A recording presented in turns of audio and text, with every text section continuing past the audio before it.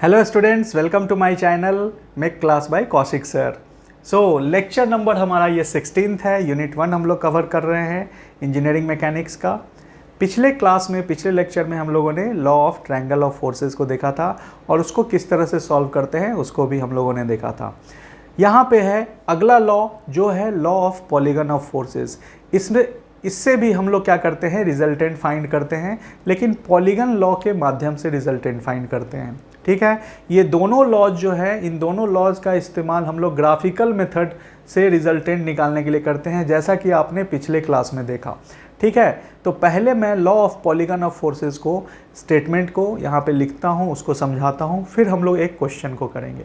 ठीक है, सो ये हमारा law of polygon of forces है, इसका स्टेटमेंट है। ये मिलता जुलता है हमारे law of triangle of forces से, स्टेटमेंट लगभग सेम है। इसमें भी हम लोग साइड से ही रिप्रेजेंट कर रहे हैं, तो ऐसा बोल सकते हैं कि लॉ ऑफ ट्रायंगल का ये एक्सटेंशन है। ये क्या है? एक एक्सटेंशन है, यानी आगे का रूप है, थोड़ा सा बढ़ा हुआ रूप है, बड़ा रूप है। ठीक है, तो इसको समझते हैं क्या बोलता है। वैसा ही चीज स्टार्ट करेंगे।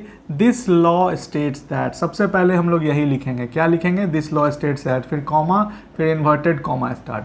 क्या बोल रहा है? If a number of forces acting, यहाँ दो फोर्स की बात नहीं है, यहाँ पे दो से अधिक 3 4 फोर्स लेंगे बेसिकली, क्योंकि पॉलीगन लॉ है तो हमारा 5 साइड्स होता है, तो 4 फोर्स लेंगे। ठीक है, so number of forces acting on a particle is represented by the sides of A polygon. Polygon में कितना होता है? 5 साइड्स होता है।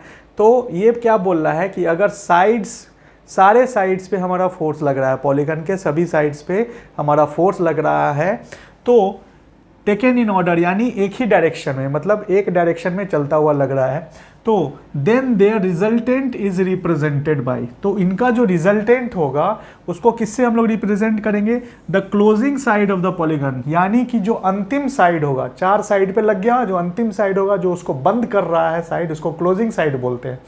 उस साइड से हम लोगों का वो रिजल्टेंट निकल के आएगा। टेकन इन अपोजिट ऑर्डर, यानी कि उसका डायरेक्शन भी क्या होगा? उसके विपरीत होगा, यानी जिस डायरेक्शन में सारे फोर्स चल रहे थे उसके विपरीत डायरेक्शन में वो चलेगा। ठीक है, अब यहाँ इससे समझ लेते हैं। मान लीजिए कि ABCDE एक पॉलीगन है।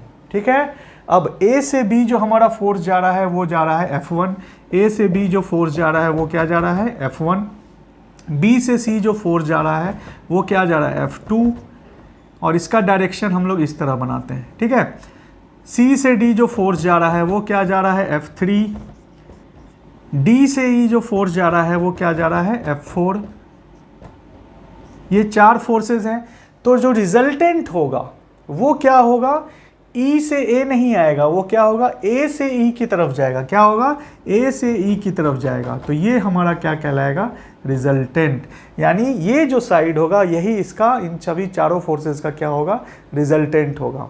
ठीक है, तो इसके बेस्ड जो क्वेश्चन है, इसके आधार पे जो सवाल है उसको हम लोग सॉल्व कर लेते हैं। ठीक है, तो ये हमारा जो सवाल है ये पॉलीगन लॉ के ऊपर बेस्ड है। ठीक है तो ये एनालिटिकल, आसानी से सॉल्व होने वाला, क्योंकि हम लोगों ने ऑर्थोगोनल कंपोनेंट्स पढ़ रखा है। ऑर्थोगोनल कंपोनेंट्स से जो हम लोग रिजल्टेंट निकालते थे वो हम लोग यहाँ पे लगा सकते हैं अपने एनालिटिकल फॉर्म में, उससे भी मैं बताऊँगा, और ग्राफिकल फॉर्म से, चूँकि क्वेश्चन में ग्राफिकल पूछा है तो ग्राफिकल से भी बताऊँगा। क्वेश्चन क्या बोल रहा है? The following forces act on at a particle act at a point as shown in figure। ये पार्टिकल पे नहीं, act at a point as shown in figure, यानी फिगर में दर्शाया गया है कुछ फोर्स जो हैं आपके x और y एक्सिस पे एक्ट कर रहे हैं। Find graphically the magnitude and direction of the resultant force, तो आपको ग्राफिकली निकालना है मैग्नीट्यूड और डायरेक्शन। देखिए इसमें पॉलीगन लॉ कैसे आता है। ठीक है, तो पहले हम लोग क्या करते हैं? एनालिटिकल सॉल्व करते हैं। एनालिटिकल सॉल्व करने के लिए आप लोग को पता है कि हम लोग क्या करते हैं? ऑर्थोगोनल कंपोनेंट्स निकालते हैं। ऑर्थोगोनल कंपोनेंट्स के लिए एक और डायग्राम बना लो भाई, यहाँ पे मैं लिख देता हूँ सॉल्यूशन। एक और यहाँ बगल में डायग्राम बना लो जिसमें सिर्फ ऑर्थोगोनल कंपोनेंट्स लिखेंगे। 20 न्यूटन है फर्स्ट क्वाड्रेंट में 30 डिग्री से, तो 2 भाग में बटेगा भाई, एक x के पास जाएगा, एक y के पास जाएगा। जो हमारा x के पास आएगा वो हो जाएगा 20 cos 30, और जो y के पास जाएगा वो हो जाएगा 20 sin 30। ठीक है, ये फोर्स जो है 2 भाग में बट गया। ठीक है, दूसरा फोर्स जो है वो 25 न्यूटन, सिंगल फोर्स है, वाई एक्सिस पे लग रहा है, इसको हम ऐसे ही लिख देंगे 25 न्यूटन। इसमें जो है हम लोग यूनिट नहीं लिखते हैं, क्योंकि न्यूटन लिखने से हो सकता है हौच पौच हो जाए, एन बीच में आप डाल दें 20 एन कॉस 60, है ना, तो न्यूटन हम लोग यहाँ नहीं लिखते हैं, इसमें सिर्फ हम लोग फोर्स का मैग्नीट्यूड लिखते हैं। अगला तो तीसरा जो फोर्स है वो सेकेंड क्वाड्रेंट में है। अब इसका भी बंटवारा होगा, एक एक्स कंपोनेंट एक वाई कंपोनेंट।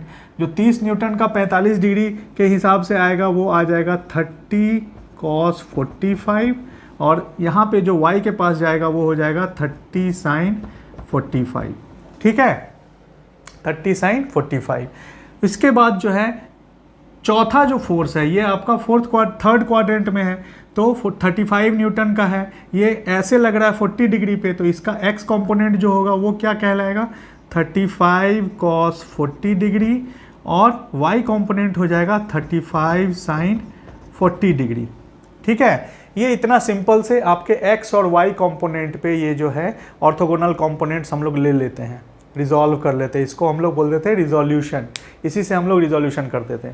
तो अब क्या करना है भाई, यहाँ पे सिंपल सा हम लोग को x का कंपोनेंट अलग लिख लेना है फोर्स, और y का फोर्स जो है अलग लिख लेना।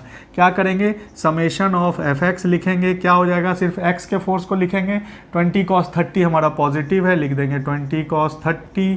इधर आएंगे तो दो फोर्स है, दोनों निगेटिव होगा तो माइनस 35 cos 40 ये फोर्स, और दूसरा माइनस 30 cos 45, इसका जो भी वैल्यू आएगा यहाँ पे आप लिख देंगे, वो न्यूटन्स में होगा, ठीक है। ये x के लिए हो गया।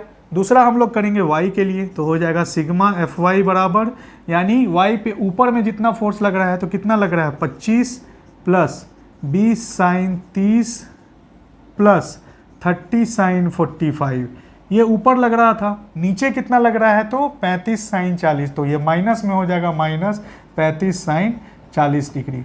अब इसका जो वैल्यू आएगा उसको भी लिख देंगे यहाँ पे न्यूटन्स में।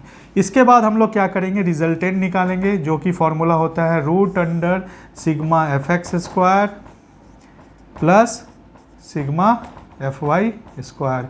बस इससे हम लोग क्या कर सकते हैं, रिजल्टेंट निकाल सकते हैं। इसका जो है मैग्नीट्यूड आ गया। डायरेक्शन के लिए थीटा बराबर होता है tan inverse summation of Fy upon summation of Fx। बहुत सिंपल सा है, इससे हम लोग क्या कर सकते हैं, थीटा निकाल सकते हैं, ठीक है। ये हमारा तरीका हो गया एनालिटिकल, इसको हम लोग क्या बोलते हैं, एनालिटिकल, यानी फॉर्मूला की मदद से हमने रिजल्टेंट निकाल लिया, ठीक है। इसमें हम लोग आसानी से निकाल सकते हैं। अब हम लोग देखते हैं इसका ग्राफिकल मेथड, ग्राफिकल मेथड से हम लोग इसको कैसे सॉल्व करते हैं, ठीक है। सो अब हम लोग जो है इसका ग्राफिकल मेथड देखते हैं। ग्राफिकल मेथड के लिए मैंने law of triangle of forces का भी जो लेक्चर ले रहा था उस वक्त भी बताया था, आपके पास क्या होना चाहिए, एक स्केल होना चाहिए जिसमें सेंटीमीटर अंकित हो, और एक पेंसिल होनी चाहिए HB पेंसिल, नुकीली हो और सटीक लाइन खींच सके आप, ठीक है। ये दोनों चीज़ें जब आपके पास आ जाएंगी तो आप इसको आसानी से बना सकते हैं। अब ग्राफिकल मेथड के लिए सबसे पहले स्केल लेना ज़रूरी है। स्केल इन द सेंस कि आपके पास जितने भी फोर्सेस हैं उनके इक्विवेलेंट एक स्केल ले लो, ठीक है। स्केल का मतलब हो गया डिस्टेंस, है ना, कि अगर 20 न्यूटन है तो 20 न्यूटन को जो हम खींचेंगे वो 2 सेंटीमीटर से खींचेंगे, 25 न्यूटन को जो खींचेंगे वो 2.5 सेंटीमीटर से खींचेंगे, समझ रहे हैं। तो मैंने यहाँ स्केल क्या लिया है, 10 newton is equal to 1 centimetre, 10 newton बराबर 1 सेंटीमीटर होगा।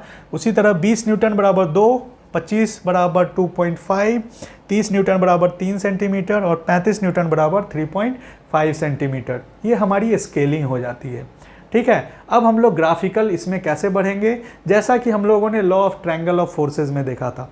तो ग्राफिकल बढ़ने के लिए हम लोगों को सबसे पहले एक छोटा सा पॉइंट लेना होगा। एक पॉइंट हम लोग ले लेते हैं और उससे पहले एक हॉरिजॉन्टल सरफेस बना लेते हैं। ये हमारा जो हो जाएगा वो हो जाएगा हॉरिजॉन्टल सरफेस, यानी कि एक्स एक्सिस के अबाउट एक हमने ऐसे ही बना लिया है ताकि हमारा कुछ रेफरेंस लाइन हो। रेफरेंस लाइन का मतलब क्या हुआ, ये जो लाइन है एक्स एक्सिस वही हम लोगों ने यहाँ ले लिया है ताकि इसके आधार पे हम लोग क्या कर सकें, फोर्स को हम लोग माप सकें और रिजल्टेंट हमारा आसानी से प्राप्त हो जाए, ठीक है। एक रेफरेंस लाइन होना चाहिए। तो यहाँ पे इस रेफरेंस लाइन पे हम लोग क्या करते हैं, इस रेफरेंस लाइन पे एक पॉइंट ले लेते हैं। मान लीजिए इस पॉइंट को हमने लिया ए, पॉइंट ए, ठीक है। अब पॉइंट ए से हम लोग क्या करेंगे, 20 न्यूटन पहला फोर्स है हमारे पास, तो 20 न्यूटन कैसे जा रहा है, 30 डिग्री जा रहा है एक्स एक्सिस से, तो सेम 20 न्यूटन बराबर कितना है, 2 सेंटीमीटर। तो यहाँ स्केल रखेंगे और जिस तरह का ये फोर्स है बिल्कुल ऐसा ही पैरेलल फोर्स हम लोग इस पॉइंट से ड्रॉ करेंगे, कितना सेंटीमीटर का, तो 2 सेंटीमीटर का। ये लाइन जो होगा वो 2 सेंटीमीटर की लाइन होगी। ठीक है, यहाँ पे आपका पहला फोर्स खत्म हो गया, तो यहाँ पे हम क्या बना देंगे, पॉइंट बी। यहाँ पे क्या बना देंगे, पॉइंट बी। ठीक है, अगला फोर्स जो है वो 25 न्यूटन का है और वो बिल्कुल सीधा गया हुआ है, तो हम लोग इसका जो फाइनल पॉइंट है वहाँ से बिल्कुल सीधा बनाएंगे, यानी कि जिस तरह का ये है उसी तरह का पैरेलल हम लोग यहाँ से खींचेंगे। तो ये कुछ इस तरह का आएगा, देखिए ये आ गया 25, और 25 कितना बनाना है, 2.5 सेंटीमीटर का, तो लगभग ये 2.5 सेंटीमीटर का लाइन हो जाएगा जो कि इस पॉइंट पे आके ख़त्म होगा। इसको हम लोग ले लेते हैं पॉइंट सी। फोर्स जो है वो इस तरह का चलेगा, ठीक है, क्योंकि सारे फोर्स ऊपर की ओर ही जा रहे हैं। अगला 30 न्यूटन है, ये कैसे जा रहा है, इस तरफ जा रहा है 45 डिग्री, तो हम पॉइंट सी से क्या करेंगे, सेम टू सेम इसी तरह का लाइन एक यहाँ पे खींचेंगे और उसकी लंबाई कितनी होगी, तो 3 सेंटीमीटर की लंबाई होगी। तो सेम हम लोग इस तरह का लाइन यहाँ पे खींच देते हैं और इसकी लंबाई जो होगी वो कितनी होगी, 3 सेंटीमीटर की। 3 सेंटीमीटर हमारा क्या दर्शा रहा है, 30 न्यूटन। 2.5 दर्शा रहा है 25 न्यूटन। 2 सेंटीमीटर क्या दर्शा रहा है, तो 20 न्यूटन। ठीक है, समझ रहे बात को। तो ये लाइन यहाँ पे आके ख़त्म होगा, इसको हम लोग बोल देते हैं पॉइंट डी। ठीक है, यहाँ भी फोर्स का डायरेक्शन जो होगा वो कुछ इस तरह का होगा। अगला फोर्स जो है वो है 35 न्यूटन का, जो नीचे की ओर आ रहा है। तो जो नीचे की ओर आ रहा है सेम टू सेम ऐसा ही फोर्स जो है हम लोग यहाँ पे इस पॉइंट से ड्रॉ करेंगे। तो ये कितना होगा, तो भाई 3.5 सेंटीमीटर का लाइन होगा। तो लगभग 3.5 सेंटीमीटर जो है इसी तरह से हम लोग बनाएंगे जो कि यहाँ पे आके मिलेगा। ठीक है, तो ये हो जाएगी 3.5 सेंटीमीटर की लाइन, जिसका डायरेक्शन इसी तरफ होगा। 3.5 सेंटीमीटर बराबर कितना है, 35 न्यूटन। ठीक है, और इस पॉइंट को ले लेंगे हम लोग ई। ये हमने बना लिया स्केल से माप के, इसको आप आसानी से बना सकते हैं। अब जो रिजल्टेंट होगा, हमने क्या बोला था पॉलीगन लॉ में, कि अगर 4 साइड्स 1 2 3 4 चारों साइड्स पे आपका फोर्स है, तो फोर्स का जो रिजल्टेंट होगा इन सभी का वो closing side of the polygon होगा। तो क्लोजिंग साइड यहाँ पे कौन होगा, ये वाला साइड क्लोजिंग साइड होगा। तो हम क्या करेंगे, फटाक से ई से ए तक हम लोग एक लाइन खींच देंगे और ये जो लाइन होगा यही हमारा रिजल्टेंट होगा। लेकिन इसका डायरेक्शन क्या होगा, ये कैसे चल रहा था, ऐसे। ठीक है, तो ये इसको ऐसे जाना चाहिए, नहीं, इसको अब क्या करेंगे हम लोग, अपोजिट डायरेक्शन में लेंगे, यानी रिजल्टेंट का जो डायरेक्शन होगा वो अपोजिट डायरेक्शन में होगा। ठीक है, और इसके लेंथ को हम लोग माप लेंगे। तो इसके लेंथ को जब हम लोग मापते हैं, so magnitude of the resultant आता है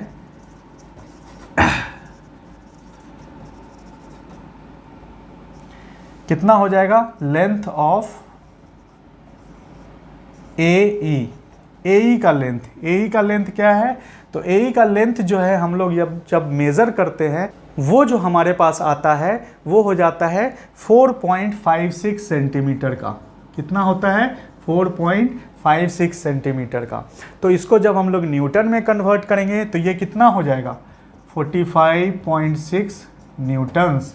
ठीक है, तो हमारा मैग्नीट्यूड ऑफ द रिजल्टेंट कितना हो जाता है, 45.6 न्यूटन। ठीक है, अच्छा, अगर हम लोगों को इसका डायरेक्शन पता करना है, तो हम किसी भी तरफ से डायरेक्शन पता कर सकते हैं। या तो हम ये वाला एंगल पता कर सकते हैं या तो हम ये वाला एंगल पता कर सकते हैं। तो जनरली हम लोग ये वाला एंगल ही पता करते हैं क्योंकि ये हमारा सेकेंड क्वाड्रेंट में आएगा। अगर देखें तो ये हमारा थीटा एंगल जो होगा उसको यदि आप मेज़र करते हैं तो वो कितना आता है, तो ये आता है आपका लगभग 48 डिग्रीज। ठीक है, ये आता है 48 डिग्रीज। तो ये आपका आंसर यहाँ से निकल के आ जाएगा ग्राफिकल फॉर्म में। ठीक है, तो ये मैग्नीट्यूड हो गया, ये रिजल्टेंट हो गया, आपके डायरेक्शन हो गया रिजल्टेंट का। ठीक है, तो इस तरह से हम लोग ग्राफिकली पॉलीगन लॉ की मदद से इन क्वेश्चंस को सॉल्व कर सकते हैं। है ना आसान सा ये सवाल। तो आप बिल्कुल ही पॉज कर करके सारे क्वेश्चंस को आप आसानी से देखिए, जो चीज़ें मैं समझा रहा हूँ उनको आप समझते चलिए, आपके सारे कॉन्सेप्ट क्लियर होते जाएंगे। ठीक है, तो यहाँ पे हमारा जो है यूनिट 1 ख़त्म होता है। अब हम लोग यूनिट 2 में प्रवेश करेंगे, जो हमारा जो है इक्विलिब्रियम से रिलेटेड है, उसमें हम लोग समझेंगे कि कौन कौन सी चीज़ें इंपॉर्टेंट है। ठीक है, तो आप इन थ्योरम्स को, इन लॉज को बिल्कुल ही रट के जाइए, बिल्कुल ही पढ़ के जाइए, आपके एग्ज़ाम में ये निश्चित रूप से आने वाले हैं। ठीक है, स्टेटमेंट ही आता है, क्वेश्चन कभी कभार पूछता है, अगर पूछता है तो आप एनालिटिकली या ग्राफिकली दोनों मेथड से इसको सॉल्व कर सकते हैं। तो मैं आपके लिए इसको और भी आसान बनाऊंगा, और भी आगे डिस्कस करेंगे मैकेनिक्स को आसान करने के लिए अपने सेकेंड यूनिट में। तब तक के लिए अपना ध्यान रखिएगा। धन्यवाद।